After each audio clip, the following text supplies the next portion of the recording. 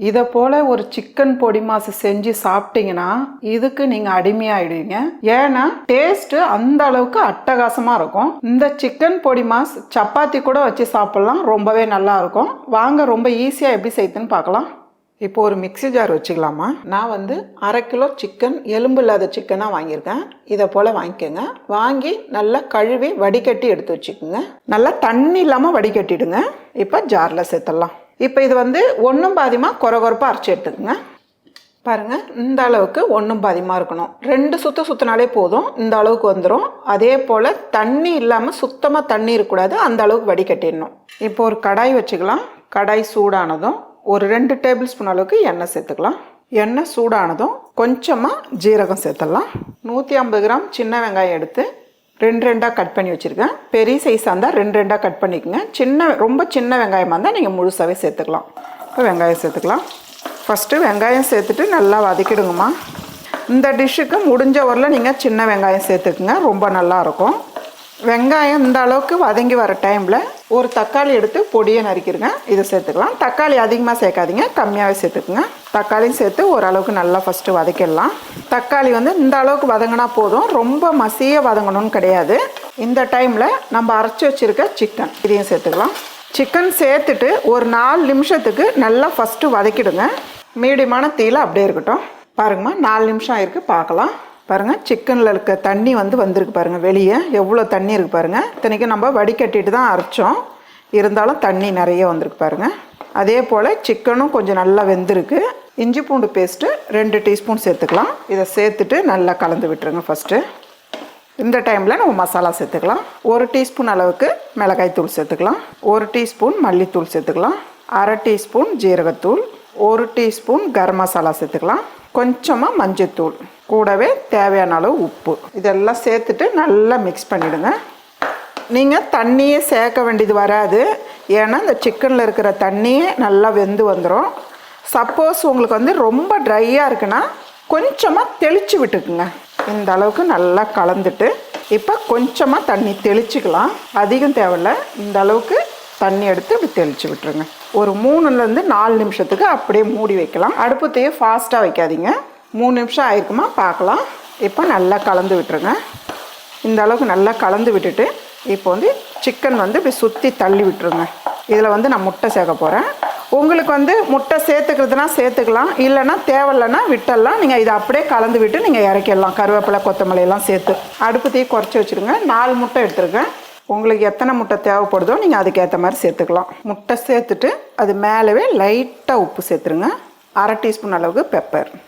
உடனே கலந்து விடக்கூடாது, கொஞ்ச நேரம் மூடி வச்சிருந்து அதுக்கப்புறம் கிளறி விடலாம். இப்போ கொஞ்ச நேரம் விட்டுருக்கோம். கொஞ்ச நேரம்னா 1 நிமிஷத்துக்கு. இப்போ அப்படியே திருப்பி விடுங்க. திருப்பி விட்டுட்டு கொஞ்ச நேரம் அப்படியே இருக்கட்டும். இந்த அளவுக்கு வெந்தால் போதும். இப்போ இதை நல்லா கட் பண்ணி விட்டுருங்க. உங்களுக்கு முட்டை எந்த சைஸில் கட் பண்ணணுமோ அந்த சைஸில் நீங்கள் கட் பண்ணிக்கலாம். கட் பண்ணிவிட்டு நல்லா கலந்து விட்டுருங்க. உங்களுக்கு காரம் எப்படி தேவைப்படுதோ நீங்கள் அதுக்கேற்ற மாதிரி பெப்பர் சேர்த்துக்கலாம். இப்போ 1/2 டீஸ்பூன் பெப்பர் சேர்த்துக்கலாம். 2 பச்சை மிளகா 2 கட் பண்ணி வச்சுருக்கேன், இதையும் சேர்த்துக்கலாம். இது கூடவே பொடியை நறுக்கின கருவேப்பிலை கொஞ்சமாக சேர்த்துக்கலாம். இதெல்லாம் சேர்த்துட்டு நல்லா கலந்து விட்டுருங்க. நம்ம ஒரே மாதிரி செய்யாமல் நீங்கள் இதை போல் ஒரு வாட்டி ட்ரை பண்ணி பாருங்கள், ரொம்பவே சூப்பராக இருக்கும். குழந்தைங்களாம் ரொம்ப விரும்பி சாப்பிடுவாங்க இதை போல் செஞ்சு கொடுத்தீங்கன்னா.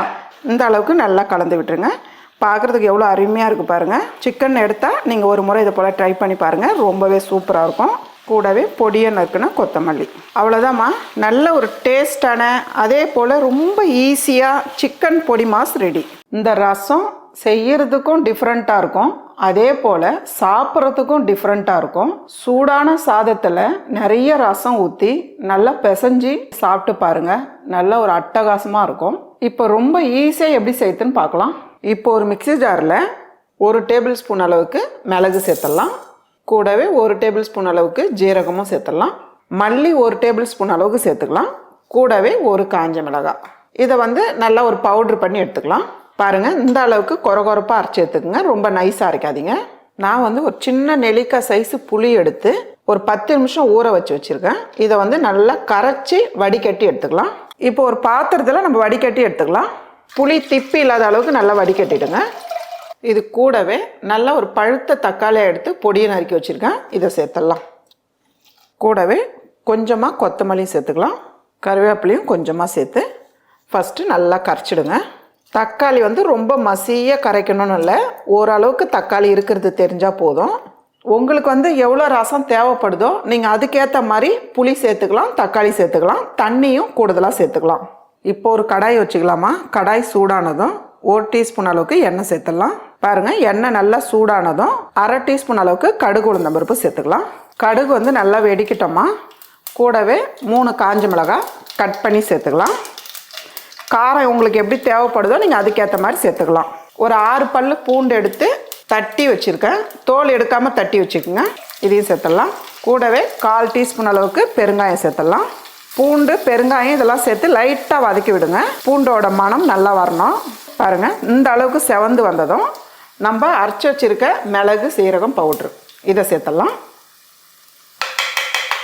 இதை சேர்த்து லைட்டாக பரட்டி விட்டால் போதும். ரொம்ப நேரம் வதக்க வேண்டியதில்லை, அந்த எண்ணெயோட சூடு இருந்தாலே போதும். அவ்வளோதான். நம்ம கரைச்சி வச்சுருக்க ரசம் இதில் சேர்த்துடலாம்.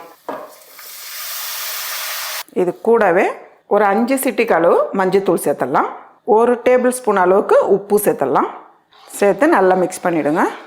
இந்த டைமில் பொடியை நறுக்கின கொத்தமல்லி தாராளமாக சேர்த்துக்குங்க. அதே போல் கறிவேப்பிலை நல்லா இப்படி பிச்சு போட்டுருங்க. இதை போல் ரசம் வச்சு சாப்பிட்டு பாருங்கள், சூப்பராக இருக்கும் சாப்பிட்றதுக்கு. அதே போல் ரச சாதம் சாப்பிடாதவங்க கூட ரொம்பவே கேட்டு வாங்கி சாப்பிடுவாங்க, அந்த அளவுக்கு ரசம் நல்லாயிருக்கும். உப்பு மஞ்சத்தூள் சேர்த்து நல்லா கலந்து விட்டுட்டு மீடியமான தீயில் நல்லா ஒரு பபிள்ஸ் வர அளவுக்கு கொதிக்கட்டும். மூடிலாம் வைக்காதீங்க, அப்படியே இருக்கட்டும். பாருங்கம்மா, இந்த அளவுக்கு கொதிக்கும் போது இந்த டைமில் நான் 2 வெங்காயம் எடுத்து பொடியை நறுக்கி வச்சுருக்கேன். இந்த அளவுக்கு நல்லா பொடியை நறுக்கிடுங்க. இதை எடுத்து மேலவே அப்படியே தூவி விடுங்க. அதே போல் பொடியை நறுக்கின பச்சை மிளகா 1. உங்களுக்கு எப்படி காரம் தேவைப்படுதோ நீங்கள் அதுக்கேற்ற மாதிரி சேர்த்துக்கலாம். கூடவே 1/2 டீஸ்பூன் அளவுக்கு சர்க்கரை. இது வந்து அப்படியே கலந்து விட்டுருங்க. வெங்காயம் சேர்த்து லைட்டாக பபிள்ஸ் வருது பாருங்கள். இந்த டைமில் நம்ம ஸ்டவ் ஆஃப் பண்ணிடணும். அவ்வளோதாம்மா, நல்ல ஒரு டிஃப்ரெண்ட்டான டேஸ்ட்டில் ரொம்பவே ஈஸியான வெங்காய ரசம் ரெடி.